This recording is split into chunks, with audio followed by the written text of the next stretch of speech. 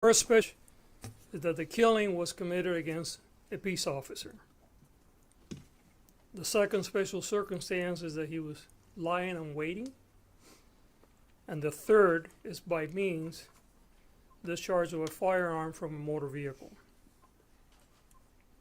Ryan was just 30 years old. He was an 8-year veteran of the Los Angeles Sheriff Department serving Palmdale and the Antelope Valley.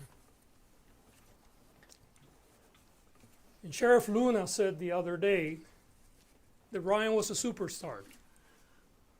He became a training officer, which is a position of honor and reserved for the best of the best, very early in his career. He dedicated himself to the calling that carries with it the weight of responsibility and the promise of making our community safer. But his life wasn't only about the uniform he wore or the star that he proudly adorned on his chest. It was also about the potential, the lives that he could have touched, the crimes that he could have prevented, and the difference that he could have made in the life of those he swore to protect. He was newly engaged to be married. He's a beloved son, a brother, a colleague to many, and a friend and a community member. His sacrifice serves as a reminder of the courage and dedication that defines our law enforcement community. The loss of any life is a tragedy, but when it's a sworn officer, someone who has taken an oath to protect our communities and is taken from us, it cuts deeper. It's an assault on the very fiber of our community and civilization. It is a stark reminder of the dangers our law enforcement officers face every day while selfishly serving and protecting our neighborhoods. Having served as a police officer myself, I have personally experienced the bond that exists among law enforcement community. In light of the charges filed today, it is imperative that justice be served. If the defendant is found guilty, he will face severe consequences. If convicted, the defendant will face sentence of life and imprisonment without the possibility of parole. Let me emphasize that our pursuit of justice does not end with these charges. Our dedicated team of prosecutors, alongside the Sheriff Department and other agencies, will work tirelessly to ensure every aspect of this case is thoroughly examined and that all the evidence is meticulously presented and the truth is brought to light. We owe it to Ryan, his family, and every member of our community.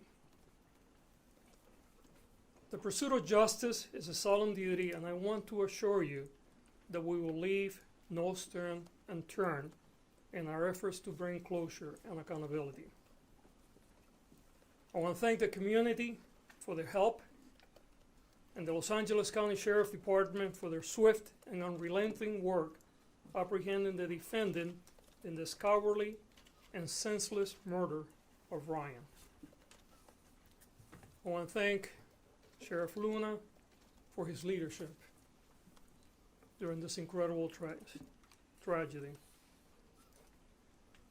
And to Ryan's family, we want you to know that our hearts ache with you.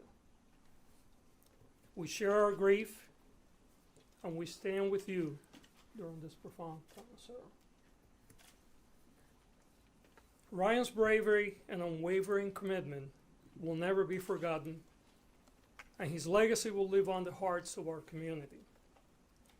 We will honor his memory by continuing to work tirelessly in our pursuit of justice in this case. I'm going to turn it over now to Sheriff Luna, and then we will have I believe it's Brittany that is going to say a few words.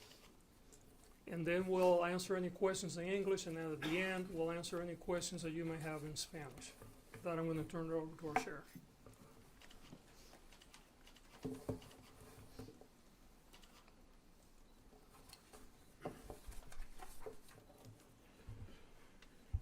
Again, thank you all for coming here. And a lot of what I'm going to say up here is really just a lot of thank yous.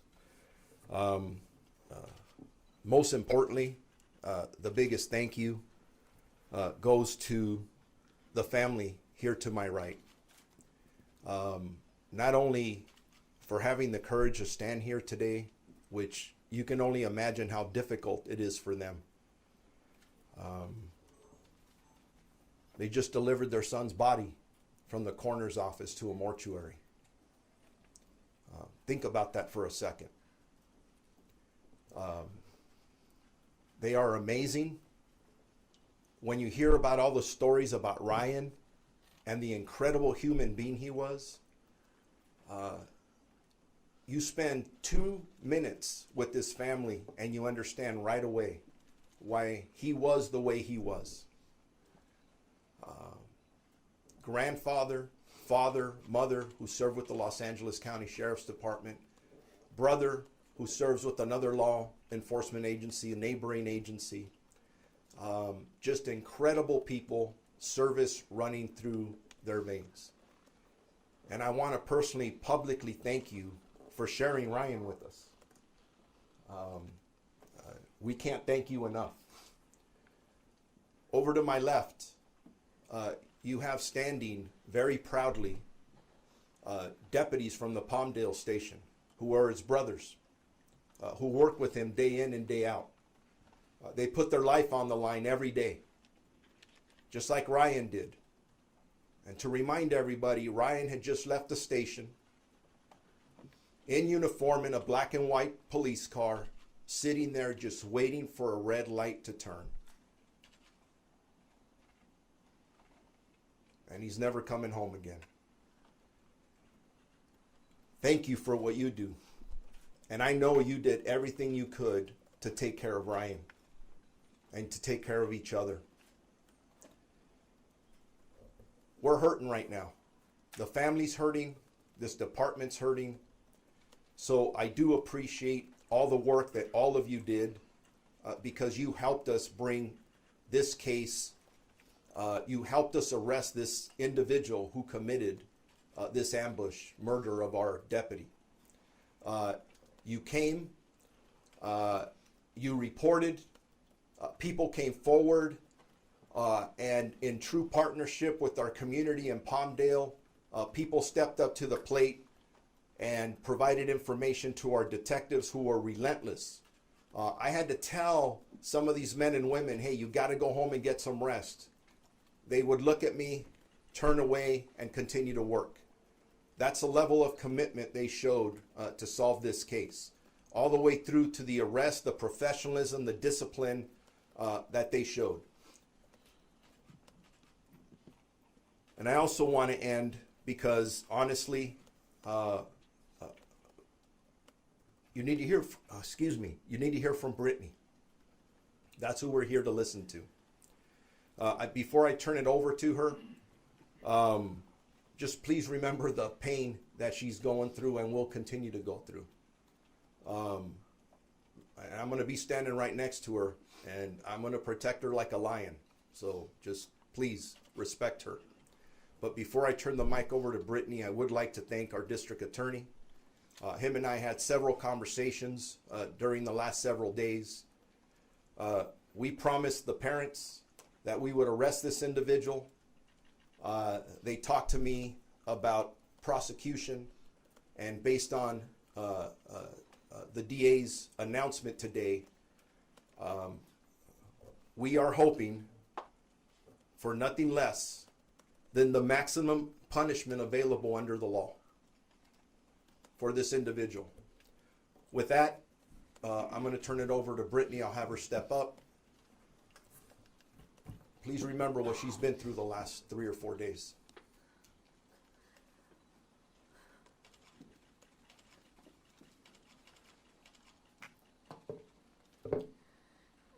Brittany Lindsay, Ryan's fiance. BRITTANYLINDSEY. First of all, I want to thank each and every officer from the bottom of my heart. Thank you for everything you've done for our family the last few days.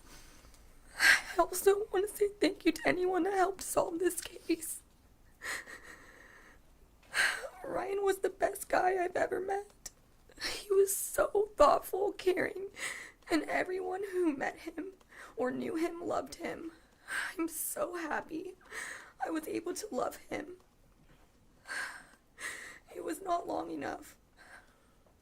I couldn't wait to start our lives together. We were just engaged, planning to get married and start a family. Ryan, I miss you and I love you so much. I don't know how to live without you, and I didn't ever want to imagine it. Now look down on all your brothers and sisters in blue. Keep them safe so this never happens to anyone else. Protect them and watch over them as they continue to serve their community. Until we meet again.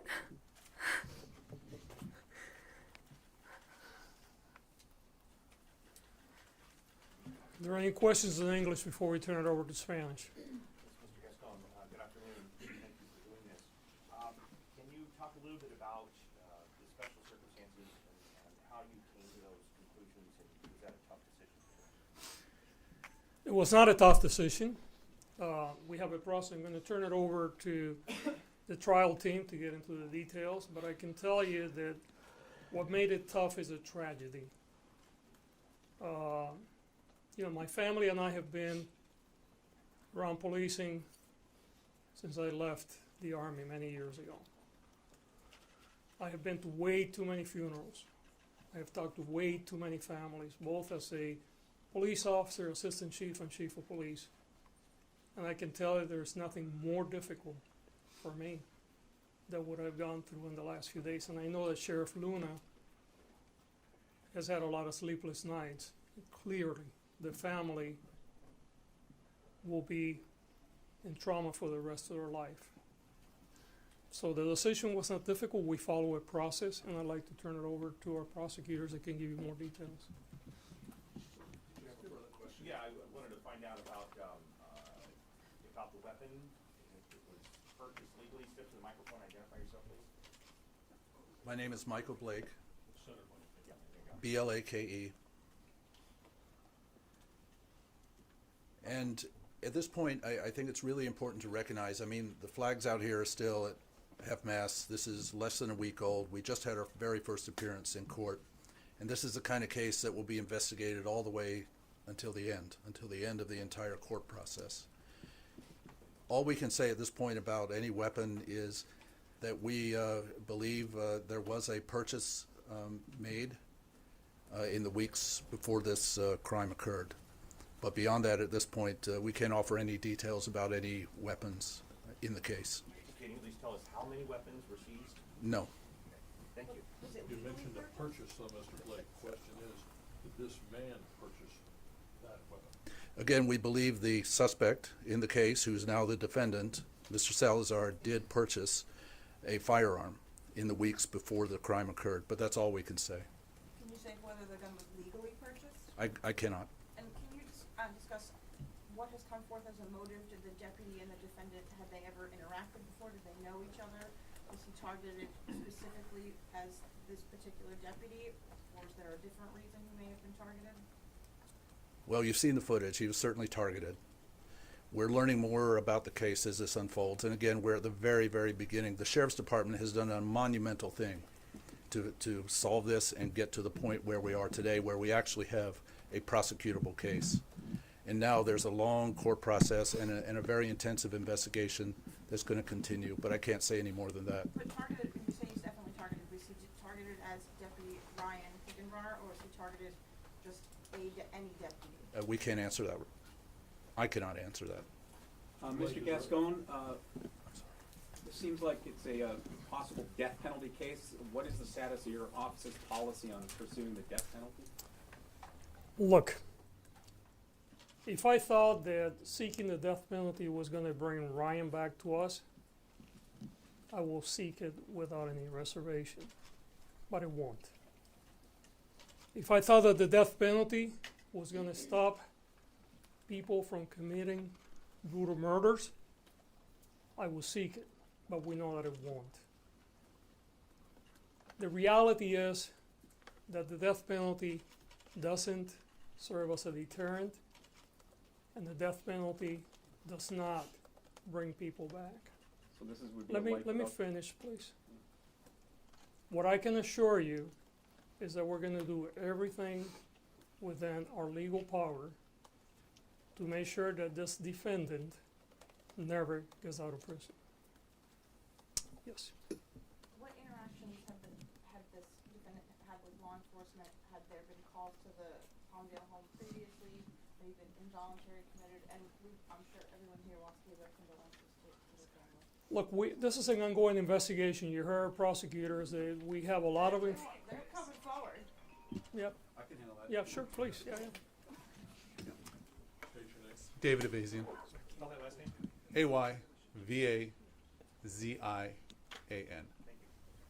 Now, we have unconfirmed reports that there may be a mental health history, but we're going to take every step that we can with the Sheriff's Department to get actual records to see if there's been any actual contact with any mental health professionals. And so at this point, I don't think we can speculate as to what his mental health history is or diagnose him, but it's an ongoing investigation. Obviously, as competent and ethical prosecutors, we're not going to close our eyes or ears to any evidence that we hear. We're going to do everything we can to build a full picture of who this person is, and in order to determine what the motive was and what role, if any, mental health played in this crime. And is he cooperating with investigators? It's an ongoing investigation. I don't want to discuss that. Sheriff, if you don't mind, can you give us a sense of how many tips you got in?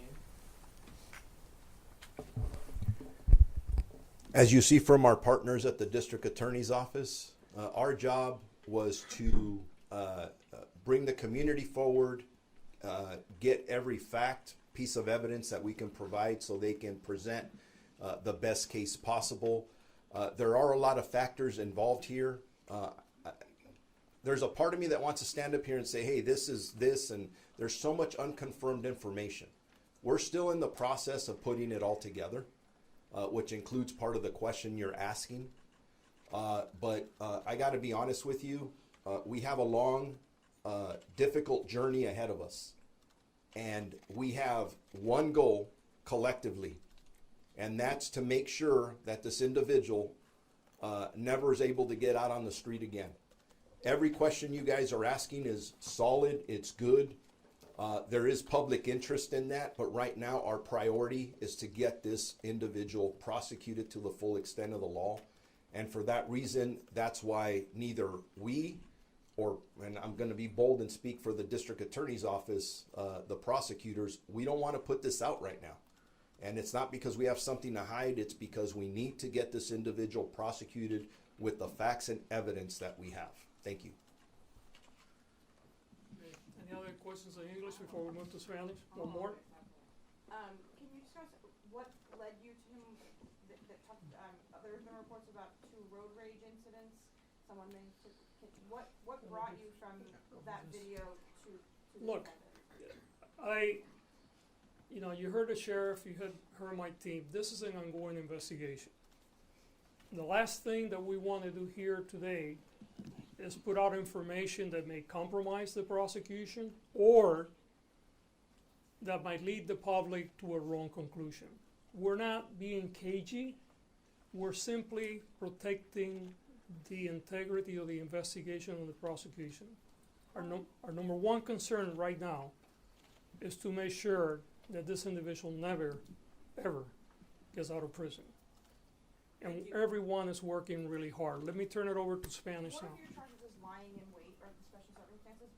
What was he doing to lie in wait? You want to give a quick explanation?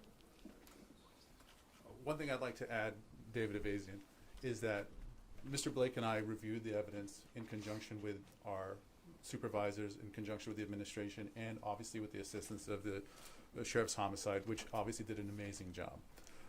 We would not file the case as we did today if we did not believe that the evidence as it stands today is proof beyond a reasonable doubt for 12 jurors to convict this person. Now, obviously, we're not going to close our eyes or ears. We're going to keep listening to and hearing evidence, and we're going to keep collecting evidence and do the best we can to paint a fuller picture. But at this point, we believe the evidence is sufficient for a conviction. That being said, you had a question about the laying in wait. If you've seen the video and the way it's been described as an ambush, that is consistent with the laying in wait theory of prosecution. Does that make sense? Thank you. Spanish you. questions? Okay, Spanish. Any questions in Spanish? Español. Sí, la nueva información de hoy, ¿cuál sería lo que nos quieren comentar? Bueno, lo que quiero comentar es los cargos que hemos puesto en este. Este es un caso que en mi oficina lo miramos muy detalladamente, trabajando con la oficina del alguacil. Nuestros abogados revisaron toda la información. Ha sido una investigación muy completa que ha hecho el departamento del alguacil en un tiempo muy corto. Y los cargos que están implementándose hoy, que se implementaron en la corte, son los cargos que nosotros profundamente creemos que son apropiados con las circunstancias de este caso y los cargos que son necesarios para traer justicia, no solamente para la familia de Ryan, pero para toda la comunidad. ¿Nos puede Fiscal, explicar ¿nos quién puede está aquí hablar hoy del arma? de la familia? Perdón, y enseguida perdón. Sí, porque ellos no hablan español, decirnos quiénes están aquí. Desde luego. Los que tenemos aquí de la familia de Ryan, tenemos a su mamá, Kim, que está aquí. Tenemos a su papá, Mike. Tenemos a su hermano, Chad. Y tenemos a sus hermanas, Katie. Además de eso, tenemos a Brittany, que ya habló en inglés. Ella era su prometida.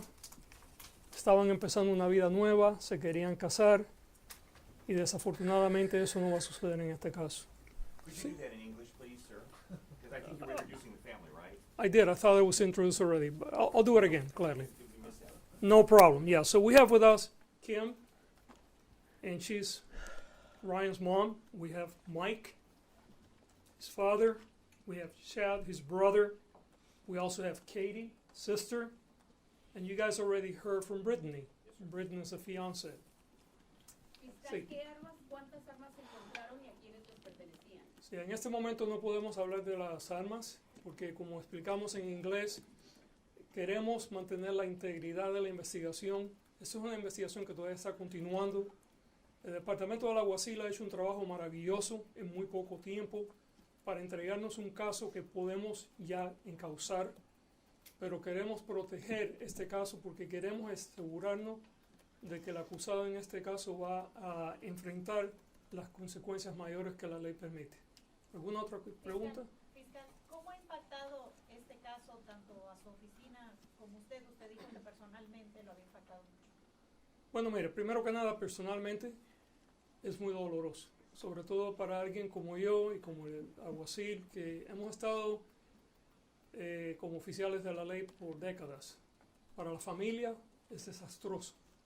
Para estos hombres que están aquí y mujeres es lo mismo, pero yo creo que para toda la comunidad, cuando un oficial de la ley es asesinado cuando está haciendo su trabajo, no es solamente un asalto a esa persona y a la comunidad, es un asalto a la civilización, es un asalto a nuestra comunidad entera. Y por eso estamos tomando este caso de la manera que lo estamos tomando, porque es muy importante que hayan las consecuencias profundas que este caso se merece. Una pregunta más, por favor. ¿Nos Sí. puede confirmar si el departamento del sheriff respondió a varias llamadas de emergencia a la residencia de los Salazares?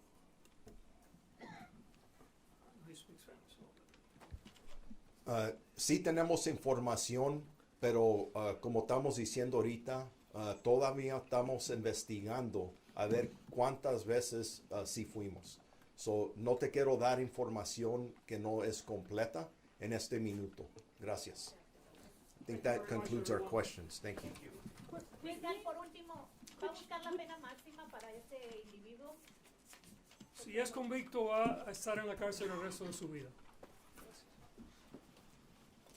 Thank you.